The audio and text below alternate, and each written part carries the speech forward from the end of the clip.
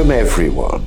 Hello to you all. My name is Oliver Haynes, and for the past 10 years I've been studying mediumship and the concept of surviving physical death, getting to know more and more about the subject. Increasingly, in our turbulent, uncertain and disordered world, people are looking for answers to life's big questions, and there is really no bigger one than this, is there? Up to the passing of Pam, my dear wife for 30 years, from an aggressive cancer in February 2014, I had remained open-minded and yet never had any concrete evidence of our survival after death. Eventually, having nothing to lose, I thought, what the hell? And sought out an experienced professional medium in the West Midlands area of the UK from his website. I was determined to know more and progressed to regular communication with Pam and my other close relatives through dozens of evidential mediums. Since then, I've been inspired to research and write 2 Amazon books on the afterlife and mediumship, to both raise our understanding and bring hope, upliftment and inspiration to those suffering bereavement or indeed facing death themselves. For everyone, there is far more to come. We can enjoy our lives much more if we do not fear death, the unspeakable. The certainty that we're going to enjoy a heavenly life, free of all suffering, mortality and needs, can make such a huge difference to us, physically and mentally, in the here and now. So, in this series of podcasts, Conversations on Mediumship and the Spirit World, I shall be talking to mediums on the vast subject of the afterlife, the heaven which we shall all ultimately be entering. We have no choice in the matter. Coming from many backgrounds, mediums work as the vital communication bridge between the spirit realm and the physical world. And the fulfillment of that great mission is of incalculable value to both sides. The consciousness of our past loved ones in spirit remains exactly the same as when we knew them on the physical plane, yet they are now without a body or voice box, instead communicating telepathically across both worlds via thought as an energy rather than via sound. Given the rare opportunity, spirit people can also use the voice box of mediums to articulate their thoughts and memories. So what is mediumship all about then? Do join me on my exciting voyage of discovery, and let's find out together from the ones who can tell us, the mediums themselves. As our special guest in this 4th episode of Conversations on Mediumship and the Spirit World, I'm delighted to welcome the international medium Rod Beech from Kidderminster, UK, who is also an ordained Christian spiritualist church minister, officiating at weddings, christenings and funerals. His career profile features in my 2nd book on Amazon, The Making of a Medium. So, a warm welcome, Rod. Thanks, Oliver. Thank you.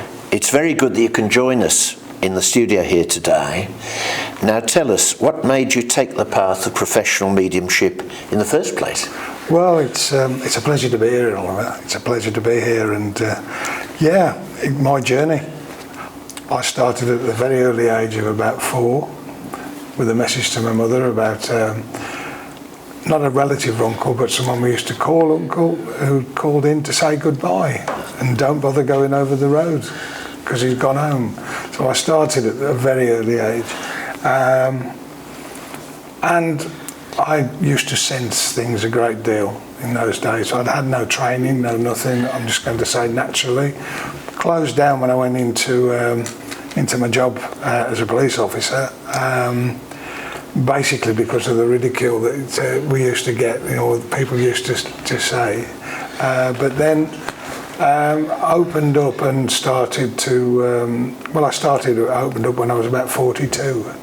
But I know things that had happened in that period of time while I was in the force. But I was 42, I used to shoot, I used to carry firearms for the police at one time. I used to shoot with my father and fish with my father. Everything we shot or caught, we ate. So it wasn't a case of wanton killing or anything like that. At the age of 42, my dad walked up to me after we'd finished the shooting and went, "You pulled the last 2 shots." And I looked at him and said, "Do you know what? I've killed enough. I don't want to kill anything else." And I said, "I'm selling my guns and I'm selling my rods." And that basically was the wake-up call that I needed. Inspired, whatever, call it whatever you want. I had that feeling that I didn't want to do that. And then basically things evolved from there. At my home in Warsaw then, and started to get things happen there. And it was ectoplasm and stuff. My house was actually on the old lime mine workings baths.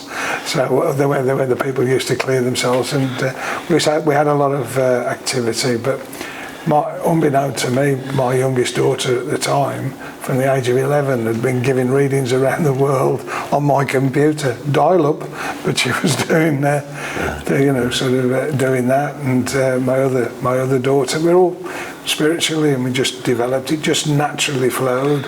I would say that at that time, John Edward in America played a big part in my understanding of that particular time.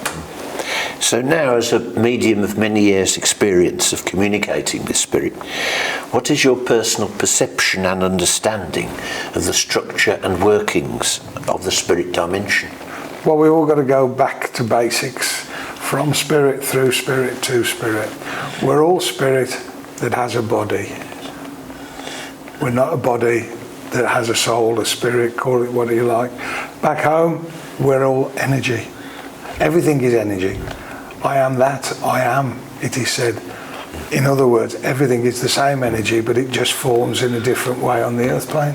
So basically, we are an energetic field that comes to the earth plane to learn and to develop. That is what we call the soul, the spirit, call it what you wish. So, after our physical death, our consciousness lives on recognisably, just as before.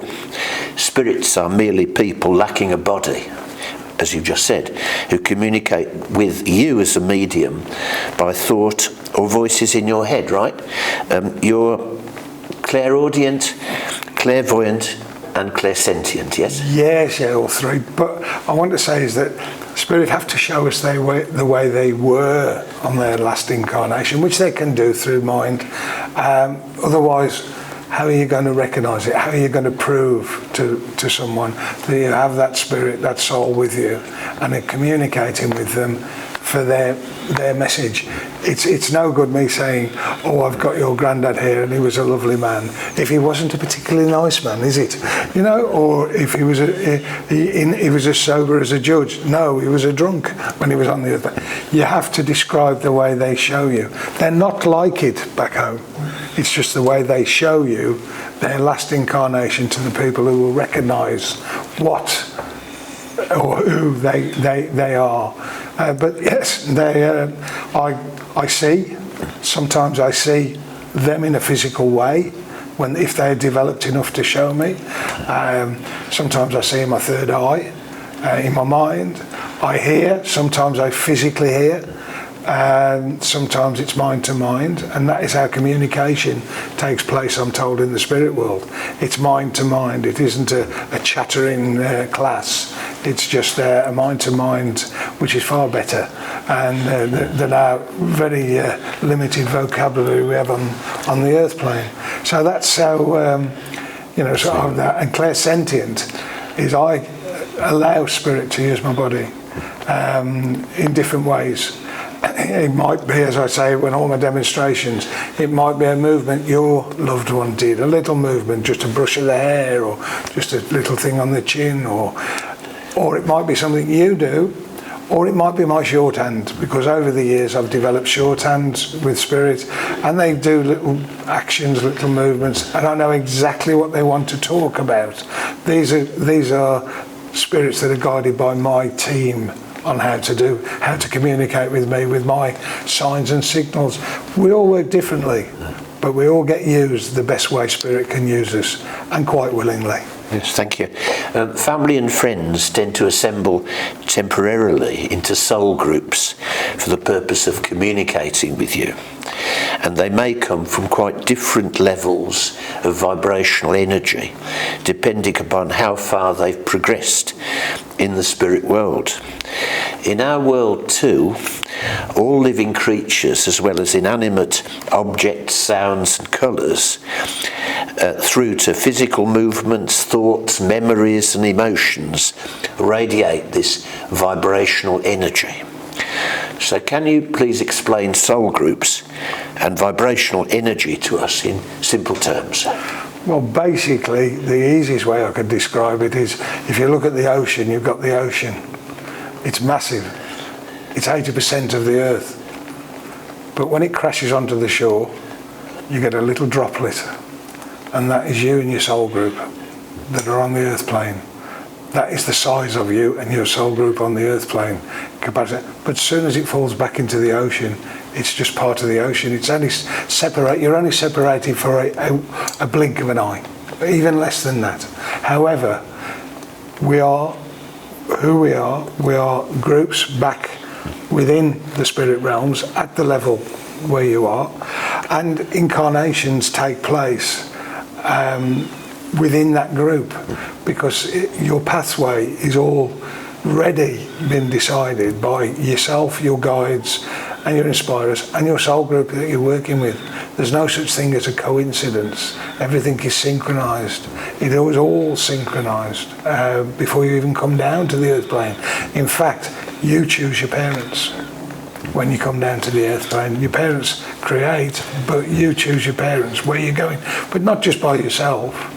You've got great ascended masters, you've got different levels of guides and inspirers that are helping you, and your pathway is then sorted out. I am told that you're never forced to do anything, but you're gently persuaded. They have their ways of for you to experience the life that you're down here for, to experience the experiences that are going to develop your soul, your spirit, that is the eternal you, raise your vibration and make your light shine a little bit brighter. And that's the aim of coming to this place, which I class as a school. We come here to learn lessons. Always remember though, every experience has a beginning, it has a middle, and it has an end. Yes. But that is experiencing the experience, your soul, your spirit, is eternal. So Rod, what do you regard as your foremost skills and expertise as a medium and healer in Britain and around the world? For example, once on a visit to California, you were pressed into service to do an afternoon of mediumship and spiritual healing at the massive Golden Gate Spiritualist Church in Franklin Street, San Francisco, as I understand it. Well, yeah, I wasn't pressed in, basically. Walking past the street and down the street, we'd been to the Japanese gardens, and I heard my main guide turn around me and say, "Go in." So I went in, and we were met by the chairman, and we told him who we were and what I was. And obviously we carry a card from our healing association. I proved that, and he said, "We're massively short of healers this afternoon. Could you do a bit of healing on me, please, and then help us out if we find it's okay?" Well, I did 3 hours there healing, and then he said, "We've been let down by one of the mediums. Would you do a session on the rostrum?" That was in the evening, and it was a beautiful church. I mean, over here we get a CD player. Over there I've got an international harpist, a clarinetist and a pianist. So it was beautiful, it really was. And the coincidence on that is that after I'd finished my mediumship, the lady that was looking after us, Clara, she said, "Who have you developed under?" Because I don't think you can teach, but you can develop your skills. I said, "Well, you probably never heard of her." I said, "It's a northern lady called Val Williams, who says it as it is." And she said, "I thought it was." I said, "Do you know Val Williams?" She said, "My husband developed her with her in New York 20 years ago." And I said, "Well, there's the coincidence. That's why we're here." And yes, it was a good demonstration, and it was a beautiful session of healing. Would you give us an overview of your varied and colourful career? A big question, I know, but how have your many and varied career choices benefited the depth and quality of your mediumship? After many twists and turns, I believe that you rediscovered your natural gift, as you just said, at 42 years of age, and became a working medium at 48. For example, your earlier work for many years as a stand-up comedian, appearing in front of as many as 3,000 people, has given you every confidence to speak on the platform before a mass audience. Venues have ranged from a seaside village in Devon to a cabaret bar in Benidorm, Spain, to the assembly hall at the British Army base at Paderborn, North Germany. Many different places as well as that, all over the place. Never the same place twice. No, that is a joke. The thing I would say is that I never say my mediumship is any better than any other medium.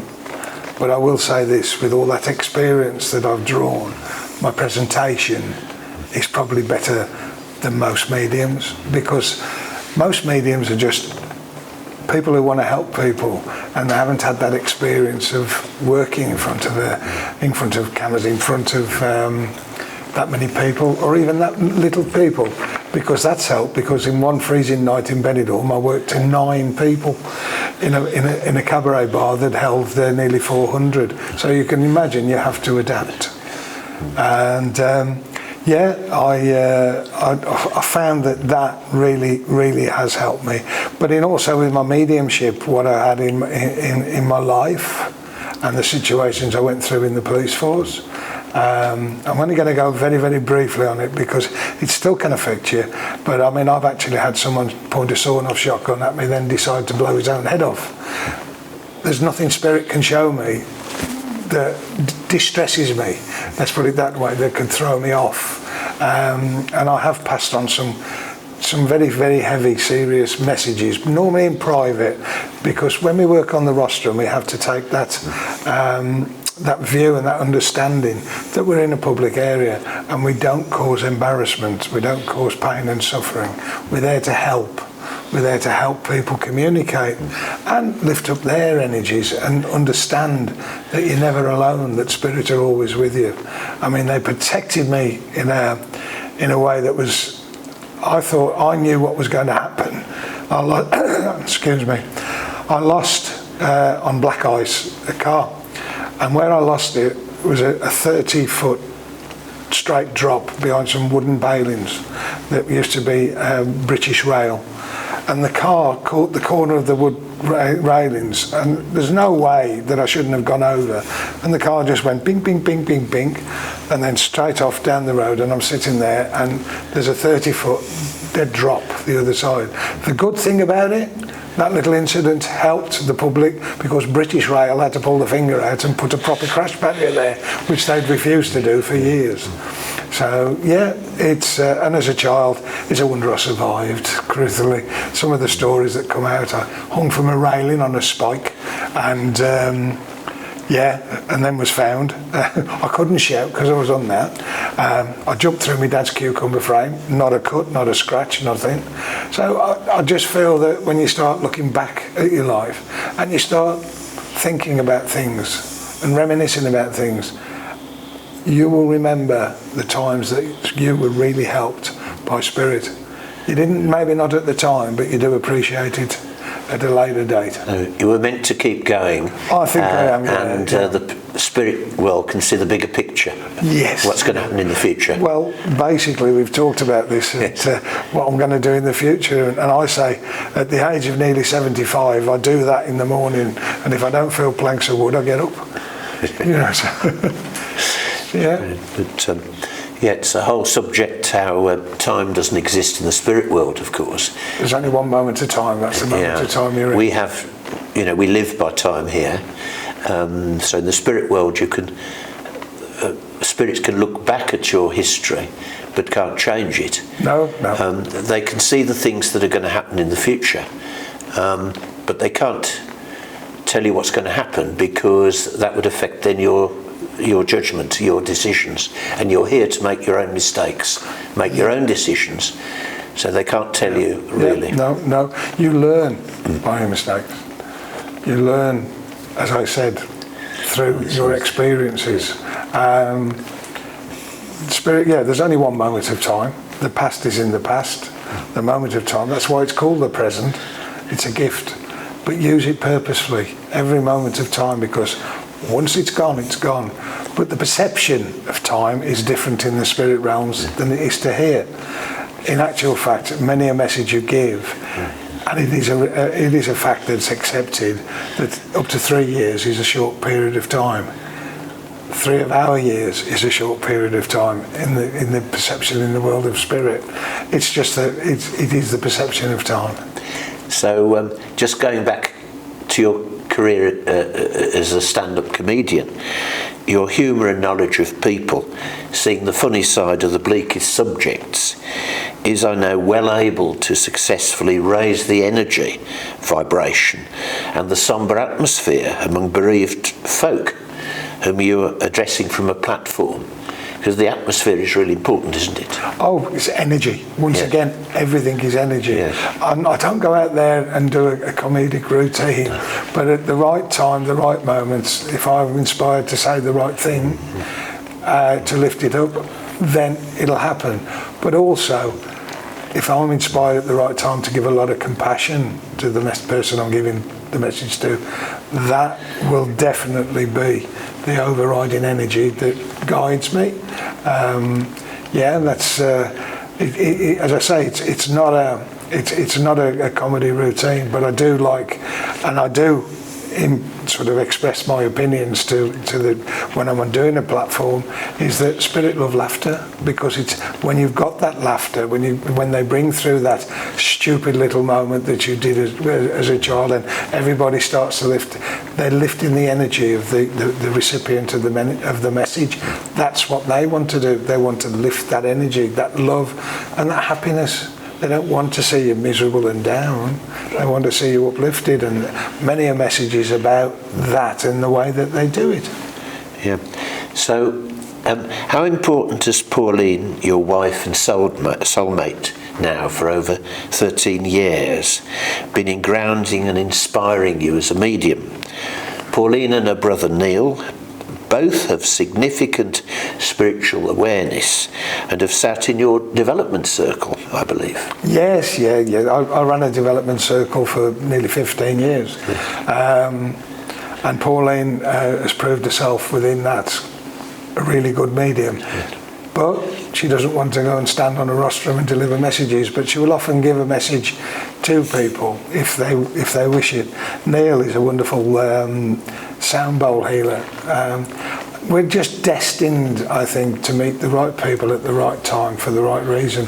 And when I met Pauline, it was the right time for me, because I've already gone through one marriage, had 2 great kids, but not destined to be forever with my ex-wife. But Pauline came along at the right time, and basically I shall say I'm cosseted.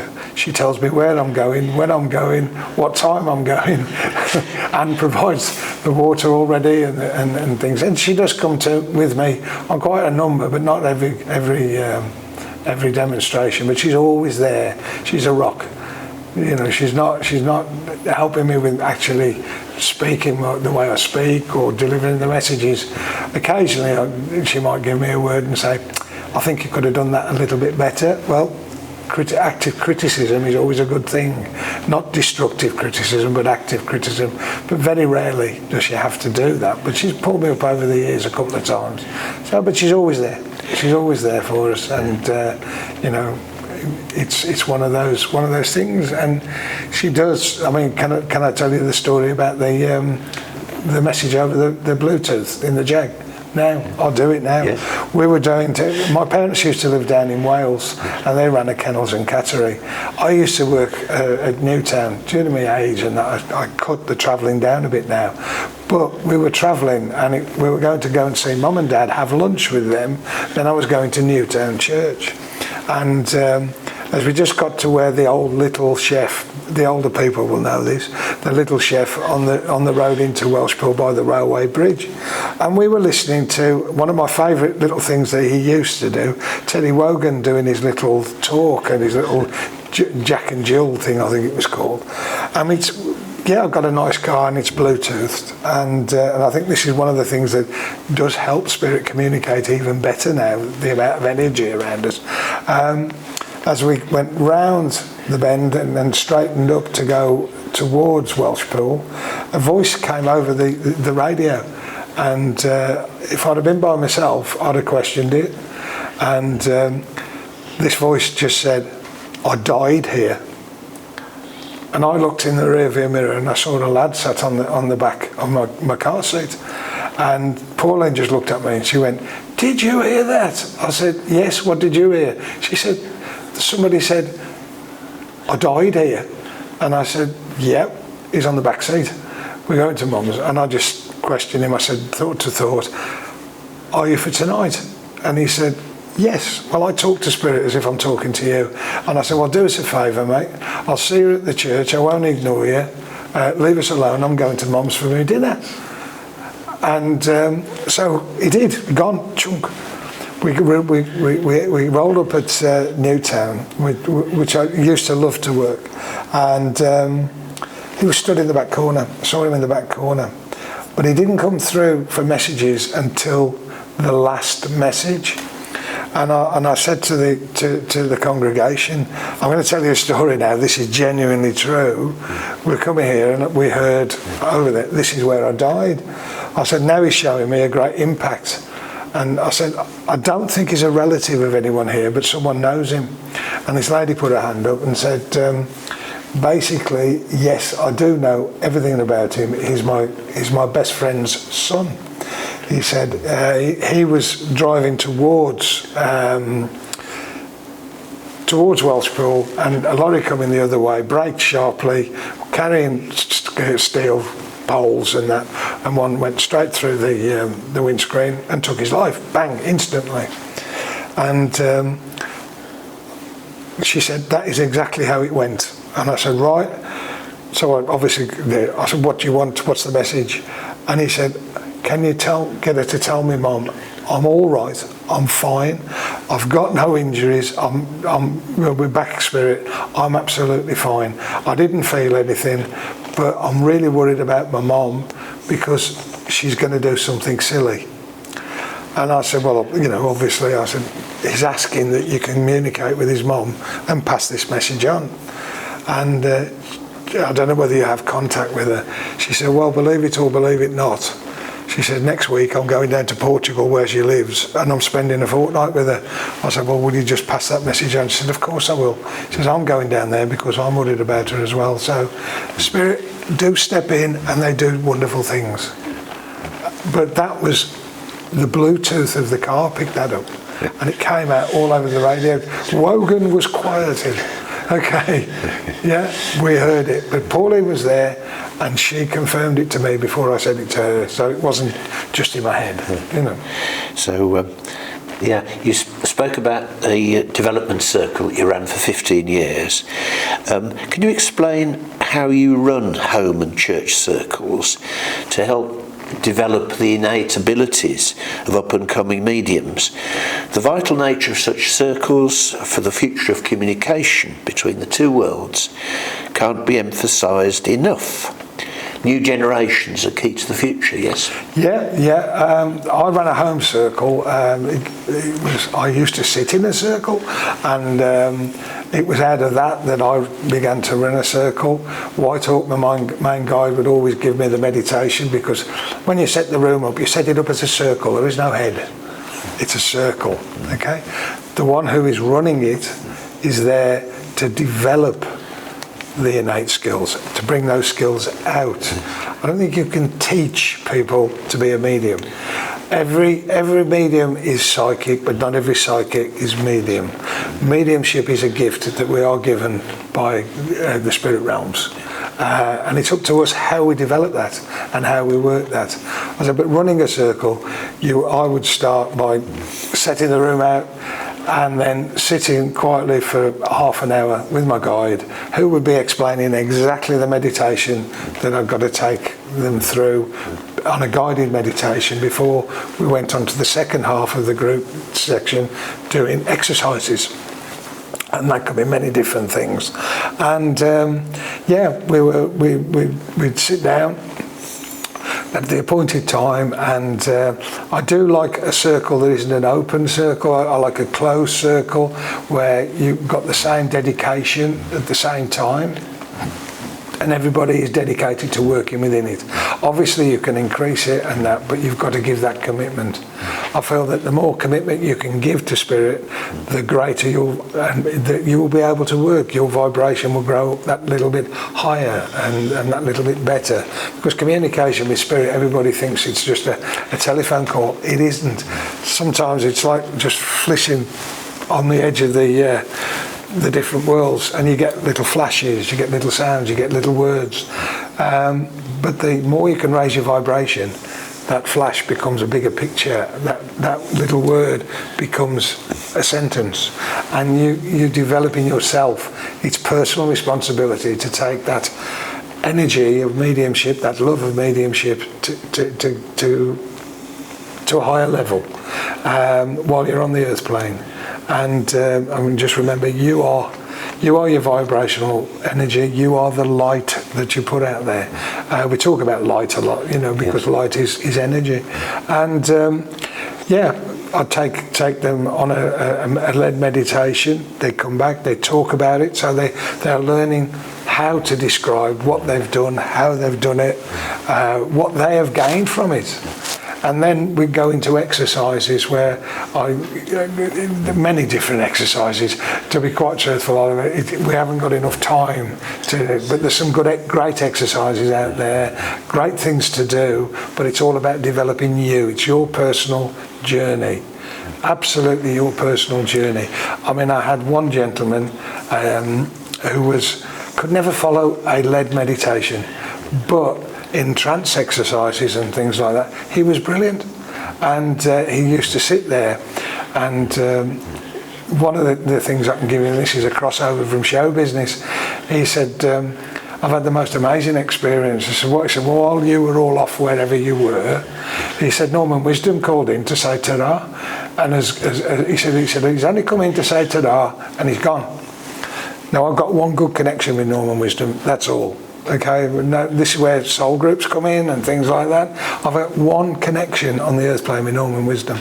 And I said to him, I said, well, with all respect, I think Norman I know he's in a care home, and I know he's got dementia. It could be out of his body, it could be anything. He said, well, I know it was Norman Wisdom because he was adamant. Anyway, we closed the circle down, and at 11:30, they're on the way home, and my phone goes, and he goes, Norman Wisdom's dead. I said, you sure? He said, yeah. He said, I've seen him, and I've also heard it on the radio, so it's got to be true. So that was it. Norman Wisdom had just dropped in to say goodbye. Didn't say goodbye to me, but he said to Phil, because Phil was awake, and that. So, I've got the evidence there and the proof there if needed. But who knows? I said one connection, but it's part of obviously the soul group. That is what is, and you meet people along the way, and you have this. Oh, I've met you before. possibly in a past. Your average person is not going to possibly in a past life, but we've got this deja vu going on, saying, yeah, it's all there. It's all part of the soul group. So moving on, Rod, what is your take on the vast subject of reincarnation, which has intrigued so many people down the ages? Have you, to the best of your knowledge, had other lives yourself? And if so, how many and when? And have past life memories surfaced? Yeah, there's a simple answer to that. It's a personal journey. We've been here eons. We've had many, many lives. Some we may not remember anything about whatsoever, but it's all recorded in the Akashic records back in the spirit realms, which there is a hall of Akashic records, which is like your magnetic ink for the computer, which we talked about going in here. But that's the lives I have had that I know of. Yes, I was a subject of a lady that was training to do this, who was a very good, beautiful philosopher and a good medium, but her husband's also a good medium. They live in Worcester, and I was her subject for her training, her development. And yes, I've had some interesting lives, but I'm more interested, and this is anybody who's interested, I'll recommend the book, Dr. Newton. It's The Journey of the Soul. And it's life between lives, which is what you do when you go back home. He's got many, many records of that, and that really interests me. Not so much of what have you done on this past life. You know, what have you done between the past lives when you're back in the spirit realms? You know, so I mean, we know that you go through a period of reflection when you go back home, and that's with your guides and your inspirers, and you look at your life, and yeah, if you're happy with working out one situation, fine, and you're happy with it and your guide's happy with it, you'll never be asked to do it again, because that's stored in your soul, your spirit, and in your records. But if you can say, well, I could have done that a bit better, or I could have done this a little bit differently, or I would like to see it from a different angle, it'll all be arranged. It'll all be synchronised for you to come back down to the earth plane and go over that situation, but possibly in a different way or a different bit of understanding.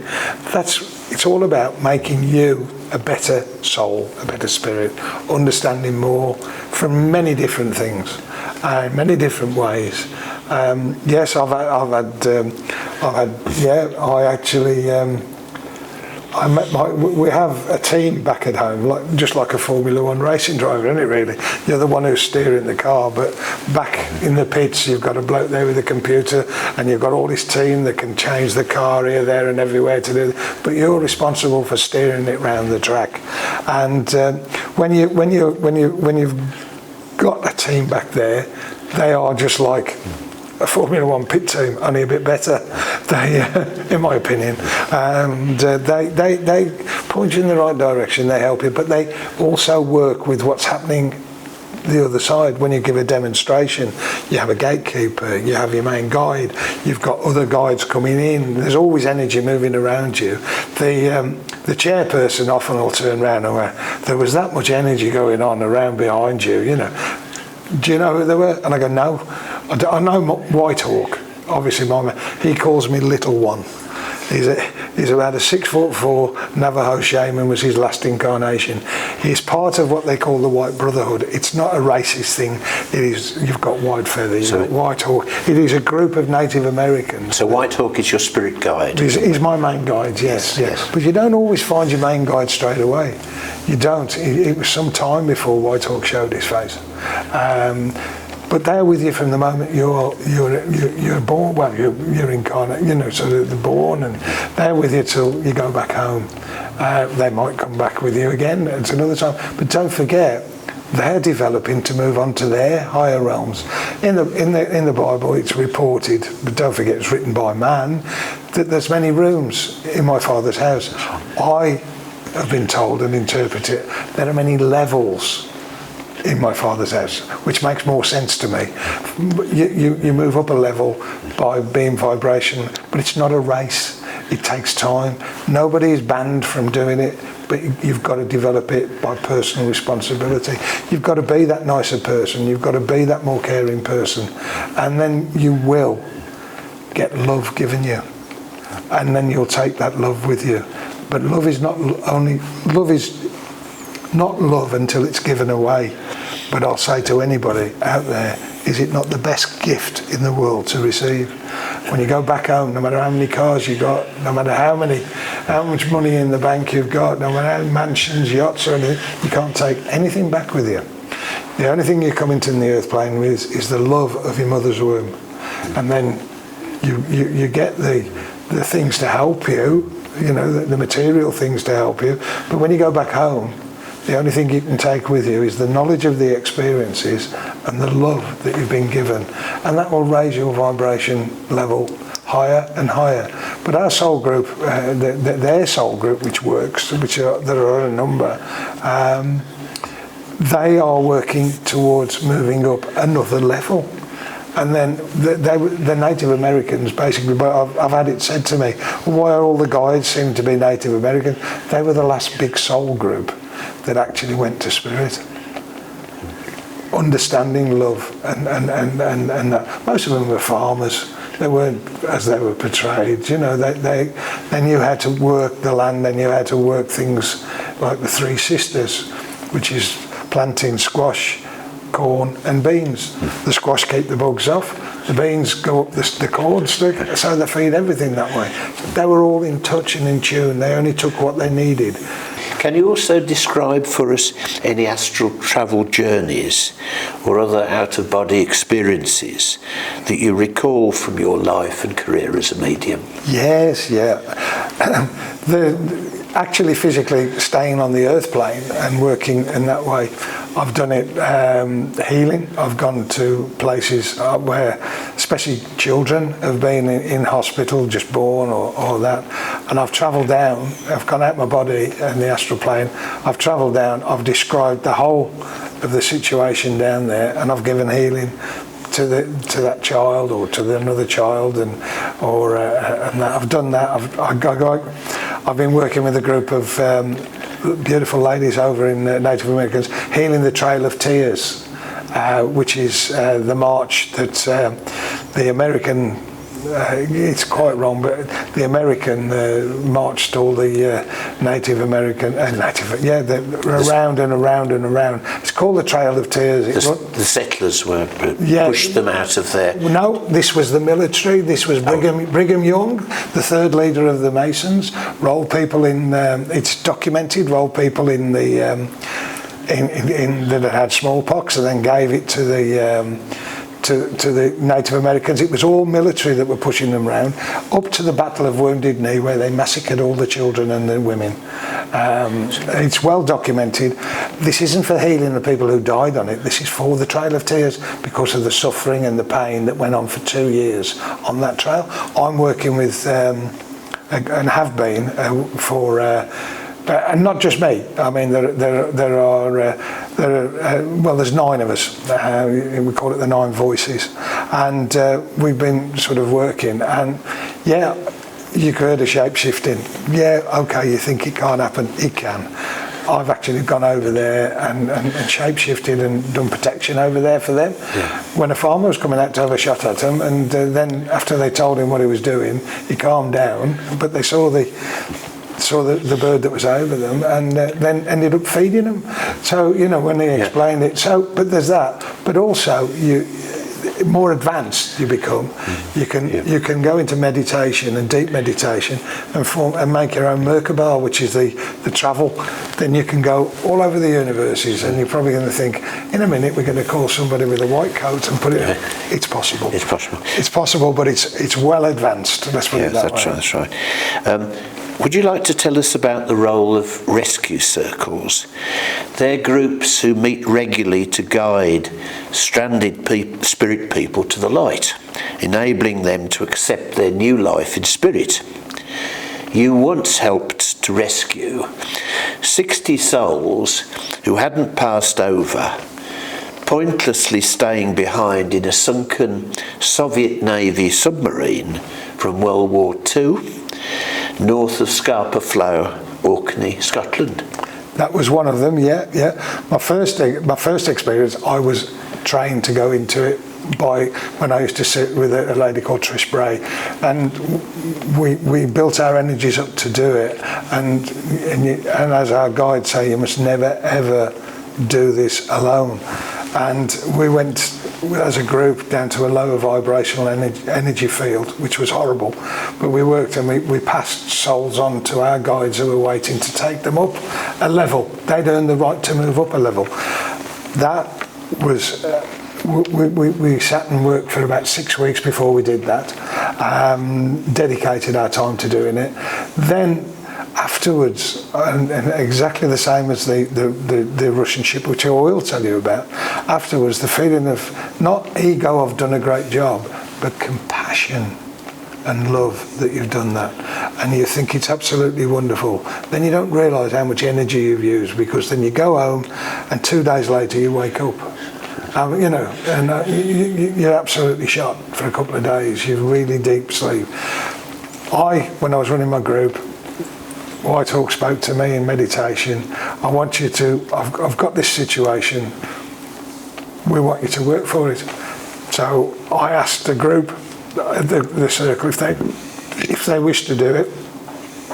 They all went, yeah. I said, you'll be tired after.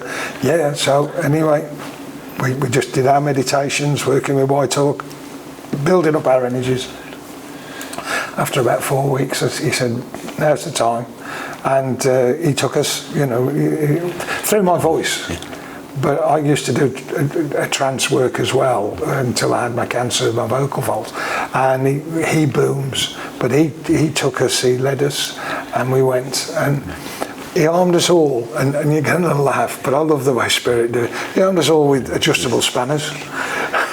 We went down there, and we were taking off sides of the nuts off the side of the thing, and we went in, and then just communicated with them, and there were I think it was 3 that refused to come, but the rest all we took out. But we take them to the light.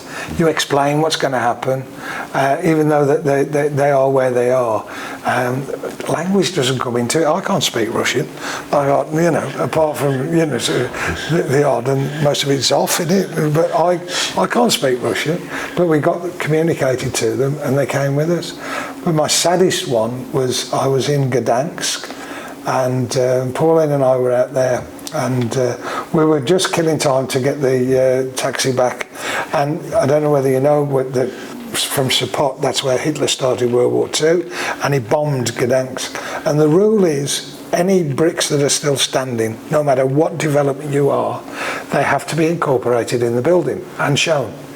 And we'd gone for, it was a beautiful morning, and we'd gone for this walk, and we were down by a place they call the Two Streams, and then we're sitting this, we've got water going either side, and I was just sat there on the bench, and I said to Pauline, I don't know what you're going to do, but I'm going to just send some of my healing out, and I started to meditate and send the healing out. It was gorgeous. And then the next thing is, there was I got this young Polishman in military gear, and communicated with him. I said, what are you looking for? He said, I'm looking for my wife and my children. I promised I'd come home to them. And I explained that, the situation. I said, well, they're probably back in, I know they're back in spirit. They're waiting for you in spirit. He said, no, they said they wait for me in my home. And 5 or 10 minutes I was talking to him, trying to get him to go to the light. I got my guide there, White Hawk, who was quite willing to take him, but he wouldn't leave because of the promise he made to his wife before he was killed in the war. And that was sad to me. I did feel, I've tried my best, but my best wasn't good enough to overcome what he wanted to do. But as long as you do your best and you do it in love and light, what more can be asked? So what do you know about your lifelong spirit guide, the Native American White Hawk, then? Amongst various other responsibilities, White Hawk keeps you safe and acts, for example, as your gatekeeper or master of ceremonies at platform demonstrations of your mediumship. He's a massive energy.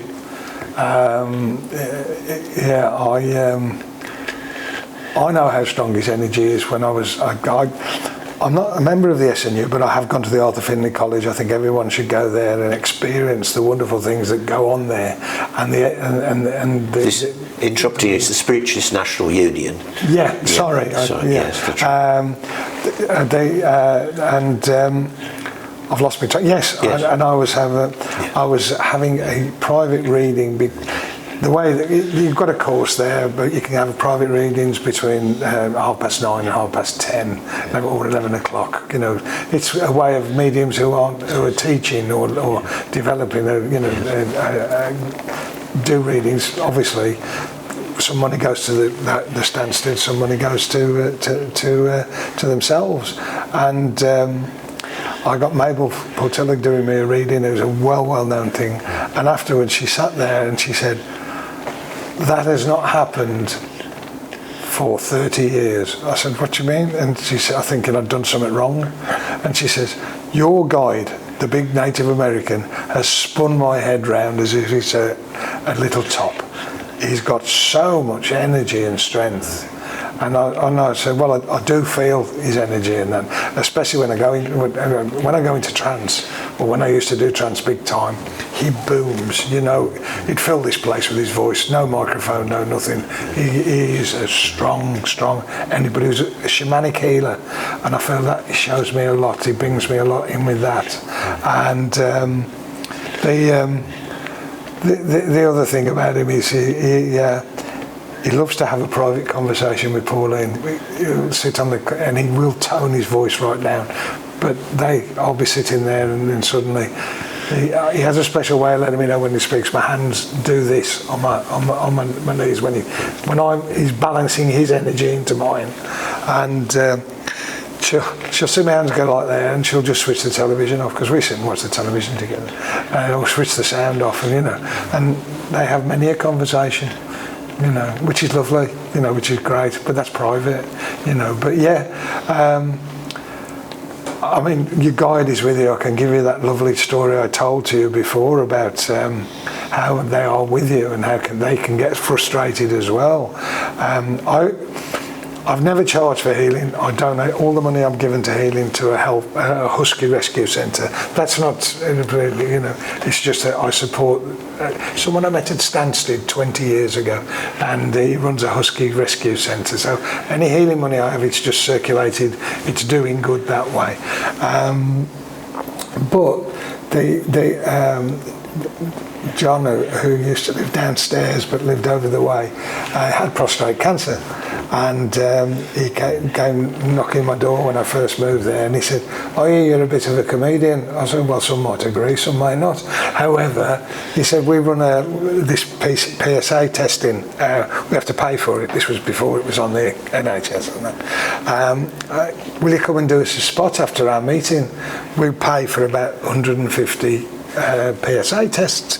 And I said, "Yeah, I'll do that." He said, "I won't give you any money." I said, "I'm just setting out with you." He said, "I won't give you any money, but I'll give you a bottle of wine." I said, "What night is it?" He said, "A Monday." I said, "I won't be working on stage on a Monday anywhere unless I'm travelling from somewhere." I said, "Yeah, I'll do that," and I did, and it started a long friendship with that. And John knew exactly what I did as well with the mediumship and that. And he moved in downstairs with Pauline, and he came and knocked on my door, and he said, "I know what you do," he says, "but my prostate's on the move again, my cancer's back." He said, "Can you, I know you do this healing thing, can you do some healing for me?" I said, "Of course I can. Come in, sit down." Got him sat up in the lounge there. Now this is the top floor of an apartment, and there's a brick wall between us and the one the door next door. There's only 12, and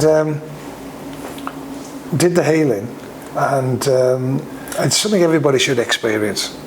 Whether you get something, whether you see anything or feel anything, you will get something from it. You will get something from it. And I mean, John had never been to a spiritualist church before now, let alone have healing, but he, in conversation. Anyway, he came back from the healing, and because I don't communicate with people when I'm healing. I just channel. I'm not the healer. I just channel the healing energy. This healing energy is all around us. Just, it's there, and you just channel it. The more you can raise your vibration, the greater the energy can come through. And I said, did you experience anything, see any colours or anything like that? He said, this Native American Indian on a horse, because he's from the Black Country, he says, on a horse, rode up, looked at me and went, turned round and rode off. He said, who was it? I said, I've got no idea, John. I've got no idea, honestly. I'm just concentrating on where my hands have got to go, the energy coming out. He said, well, if I come again, can you ask him? I said, yeah, of course I can. Anyway, he comes the next day, or the next time, and we're doing the healing. Native American comes up on his horse, and I said, I've been asked, who are you? He said, Black Crow. I said, right. Why are you here? And he looked at him and he went, 82 of your human years I've been trying to communicate with this man, and it takes so long and we have so little. Turns his head and rides off. And I said, it's your guide. That's your guide, Black Crow.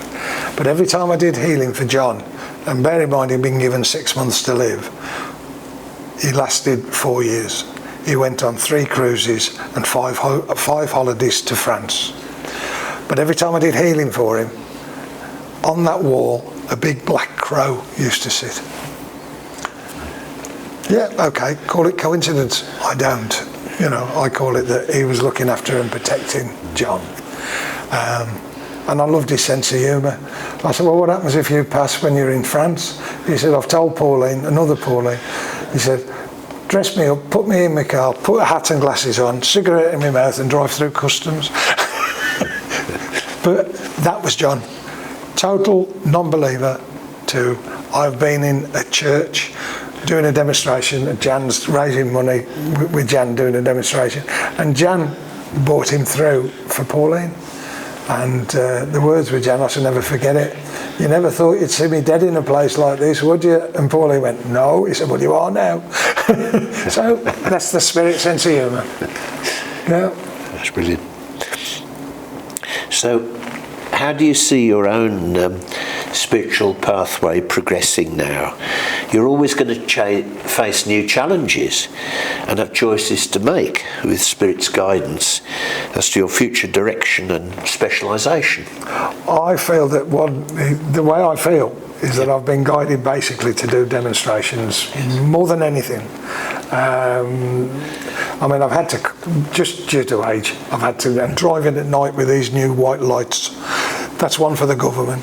But driving late at night, I've had to cut the distance down because it is boring, so tiring. But I do feel that my path is where it is. I'm quite happy to be guided into anything new, and I do find that basically the people I get, although I work with healing groups, and I do distant healing every morning, as I've told you, between 3 and 5. Only for an hour, but at a certain age you do have to get up in the middle of the night. So I said at the very beginning, use every moment of time purposefully. So I do distant healing. I'm part of different groups and I get requests from all over the world. But actually hands-on now, it seems to be the real more serious cancer cases and stuff like that I tend to work on. I don't do sort of like, you're feeling a bit down, but I'll send you healing. But I just feel that is where I am, and where I am is where I am, and I'm quite happy to where I am. If they've got anything for me to do, they can show it me, they can tell me. But at the moment, they're just happy to be, or I'm just happy, and they're just happy with what I'm doing, I believe. So that's where I see myself, where I am. So Rod, please accept our fullest appreciation for your taking time out today to share with us your insight and experiences in this conversation on mediumship and the spirit world.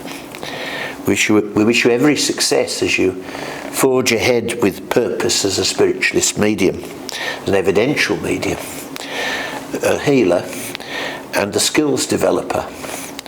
Thank you again. Thank you very much, Oliver. And I just say to everyone out there, find your own evidence. They'll show you.